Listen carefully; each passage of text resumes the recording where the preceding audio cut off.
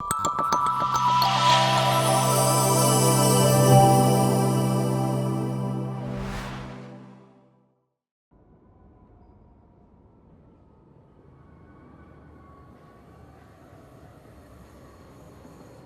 virtual underworld of Carly and the Reaperman would not be a bad place for your soul to haunt for a while.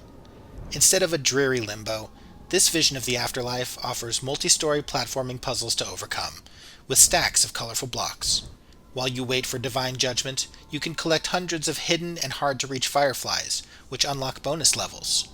And except for the shadowfish, fire traps, and all-consuming doom whales, you've got nothing to worry about. Carly and the Reaperman is a unique blend of third-person platforming and VR physics puzzles. You play as both Carly, a tiny person trying to escape the underworld and return to life, and the Reaperman, a giant floating skull and pair of skeleton hands in the sky. With very little introduction, the game begins with Carly arriving at a spirit-inhabited subway station. She's informed that if she can help free the spirits around her, they will help her on her journey. From this central hub world, you can enter different environments and begin exploring the game's many puzzles. The Reaperman, from high up in the sky, has a great view of the action. Through his eyes, Carly looks like a miniature figurine running through a living diorama. You can rotate this view by dragging the environment, or with quick turn keys on the left joystick. Like in The Curious Tale of the Stolen Pets, there's a lot of enjoyment to be had just scrutinizing the tiniest details of this miniature world.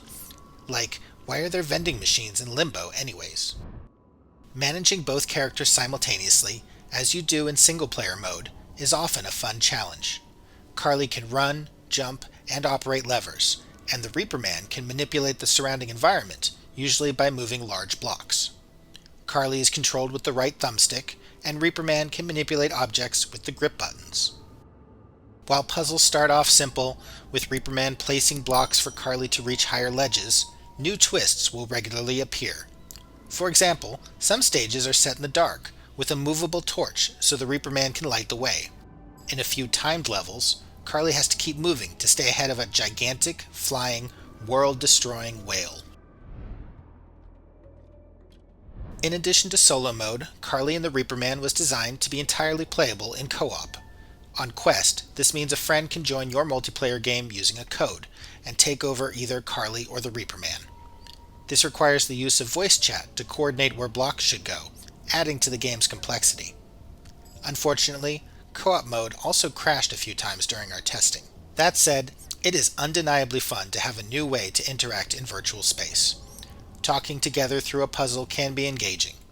The Reaperman can dress up in silly hats, even though you'd rarely see it unless you play as Carly. And you can even fist bump, which is really a must-have feature for any game like this. Crossplay is promised through a playable PC and Mac client, although we did not have a chance to try that out for this review.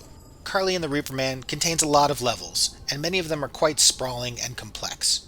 In general, I preferred the game's more straightforward Mario-like platforming and timing-based levels, instead of the confusing riddles and mazes, which led to us getting stuck. The puzzles are the main draw in this game, because the story doesn't always come across well. It's mostly told through bits of dialogue with spirits, and there doesn't seem to be any meaningful connection between completing puzzles and freeing lost souls. So I pushed a block into place and hit a button, and now you can remember that you used to be a bird. Okay, that works for us. On to the next level. To help you find your way through the underworld, it would be nice if the game included a level select menu, instead of returning you to the main hub each time. Because of this, it can be difficult to remember which sections you haven't visited yet, and which ones you need to revisit to find 100% of the collectible fireflies. If you're lucky enough to have a friend who wants to play as the Reaperman to your Carly, or vice versa, this is a solid choice for some virtual bonding.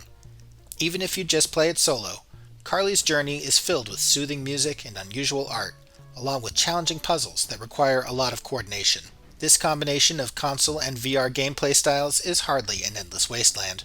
You may not want to spend eons here, but for at least 4 or 5 hours, your soul should feel right at home.